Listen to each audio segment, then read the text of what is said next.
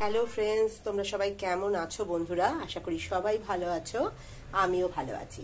তোমরা ভাবছো এটা কি নিয়ে এসেছি? আজকে একটা জিনিসের রেসিপি তোমাদের কাছে আমি নিয়ে এসেছি বন্ধুরা, সেটাই তোমাদের আমি একটু বাদেই দেখাচ্ছি। এইটা আমি এইভাবেই রান্না করি, তাই তোমাদের কাছে এই রান্নাটা আমি তুলে ধরলাম। সব রান্নাই তাই বন্ধুরা, আমি যেমনভাবে যতটা পারি করি, সেটাই তোমাদের কাছে আমি তুলে ধরার চেষ্টা করি।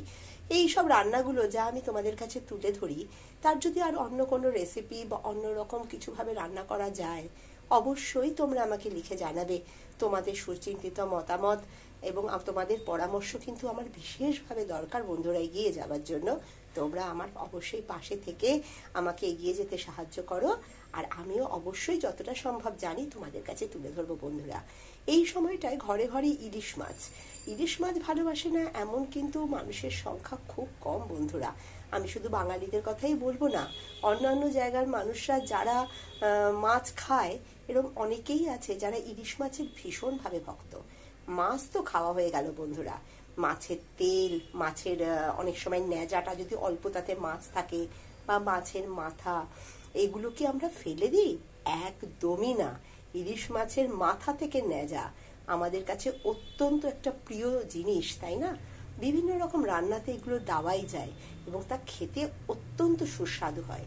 তাই আমিও মাথা, তেল এগুলো দিয়ে বানিয়ে ফেলেছি একটা রেসিপি বন্ধুরা। এই দেখো, এতে নিয়েছি কুমড়ো, ঝিঙে, আলু, ইলিশ মাছের মাথা তো রয়েছে, ইলিশ মাছের তেল।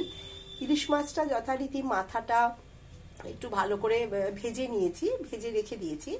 কড়াইতে দিয়েছি আদা বাটা, 5 ফোড়ন, জিরের গুঁড়ো, হলুদ গুঁড়ো, সামান্য নুন, একটু বেশি করে কাঁচা লঙ্কা দিয়ে আমি ওই যে সবজি যেগুলো কেটে রেখেছিলাম ভালো করে ধুয়ে নিয়ে ওর সাথে ভালো করে কষিয়ে নিয়েছি। তার মধ্যে একটু জিরের গুঁড়ো, হলুদ গুঁড়ো দিয়েছি, সামান্য নুন তখনই দিয়েছি বন্ধুরা, এবং ভেজে রাখা মাথাটা দিয়েছি।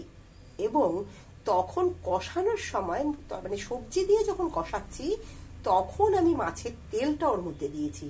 মাছের যে তেল, যেটা মাছের পেট থেকে যেটা বেরোয়, ওই তেলটা দিয়ে ভালো করে কষিয়েছি। আগে তেলটা দিলে সেই স্বাদটা যেন ঠিক পাওয়া যায় না, কেমন যেন মিশে যায়।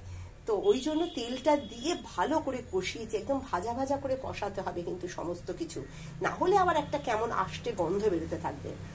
এইটাকে ভালো করে কষানোর পরে সামান্য একটু জল দিয়ে দিয়েছি। জল দিয়ে যখন সবজিটা সেদ্ধ হয়ে গেল বন্ধুরা, আমি এক জায়গায় আদা বেটে রেখে দিয়েছিলাম। আদা বেটে আদাটাকে একটু জল দিয়ে ভিজিয়ে রেখেছিলাম, মানে বাটা আদাটাকে, ওটাকে একটু ছাঁকনিতে বা হাতে করে চিপে নিয়ে যখন একদম মাখা মাখা হয়ে আসবে, নামানোর আগে ওই আদা বাটার জলটা দিয়ে দেবে, সামান্য জল, বেশি জল না কিন্তু, দিয়ে আবার একটু নাড়াচাড়া করে ওটাকে গা মাখা এরকম হয়ে গেলে তোমরা নামিয়ে নেবে গরম ভাতের সাথে। এটা কিন্তু ভাতের সাথেই খুব ভালো যাবে, আমি বলবো না এটা রুটির সাথে ভালো লাগবে। গরম ভাত, ডাল আর এই কাটার তরকারি। তোমরা একটু খেয়ে জানিও তো বন্ধুরা তোমাদের কেমন লাগলো এই রেসিপিটা।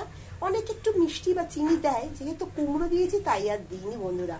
তোমরা আমাকে জানিও কেমন লাগলো।